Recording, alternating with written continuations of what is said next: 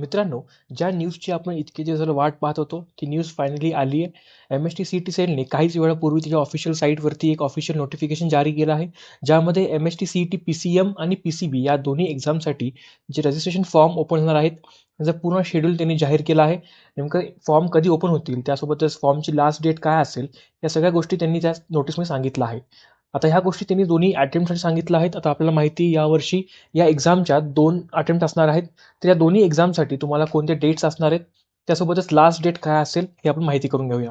तर मित्रांनो, काहीच वेळापूर्वी ही नोटीस आली आहे. तुम्ही ते डेट पाहू शकता. आजची डेट आहे. ओके.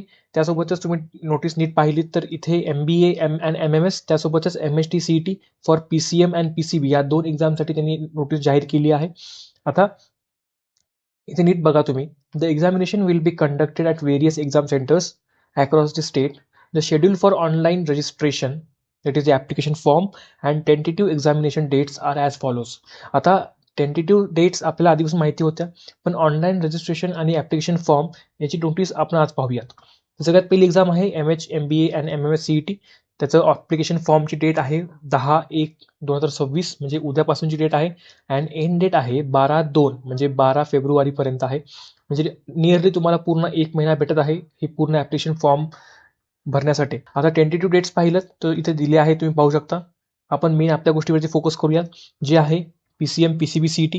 त्याची सुद्धा डेट 10/1 म्हणजे 10 जानेवारी टू 12 फेब्रुवारी म्हणजे टोटल 1 महिना तुम्हाला दिला आहे. आणि या एक्झाम्सचे फर्स्ट अटेम्प्ट तुमचे 11/4 म्हणजे 11 एप्रिलमध्ये होतील to 26 April. And second attempt will be from 10 May to 17 May. Okay. ही आपल्या गोष्टी आधीच माहिती होत्या. जे नवीन गोष्टी आपल्याला कळत आहेत ते म्हणजे ॲप्लिकेशन फॉर्मची डेट अँड त्याची लास्ट डेट. तर मित्रांनो, आपल्याकडे 1 महिना आहे, तर गडबड करू नका. कोणत्याही गोष्टीची धावपळ करू नका. भरपूर वेळ आहे. गडबड करून चुकण्यापेक्षा काही दिवस वेळ घ्या. सगळ्या गोष्टी माहिती करून घ्या. सगळे डॉक्युमेंट्स जमा करून घ्या तुमचे. अँड देन तुम्ही ॲप्लिकेशन फॉर्म भरायला सुरुवात करा. आता इथे अजून एक गोष्ट त्यांनी दिली आहे जी की आपण नोट केली पाहिजे, की APAAR ID and Aadhaar ID are mandatory. Okay. Compulsory आहेत for CET registration. In case तुम्ही अजून अपार ID नसेल बनवली तर अजून सुद्धा वेळ आहे. अपार ID बनायला जास्त वेळ लागत नाही.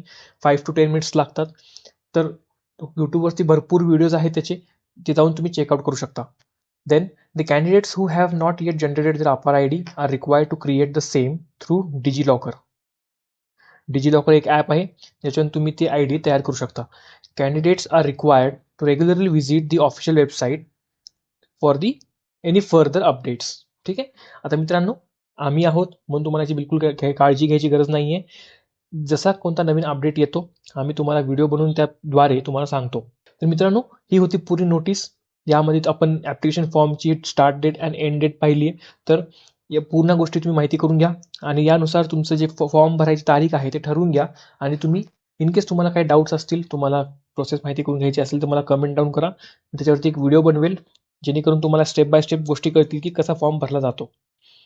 तर चला मित्रांनो, आपला आजचा व्हिडिओ इथे थांबूया. व्हिडिओ आवडल्यास लाईक करा आणि असेच अपडेट्ससाठी व्हिडिओला आणि चॅनलला सबस्क्राईब करा. तर चला मित्रांनो, व्हिडिओ इथे थांबूया. धन्यवाद.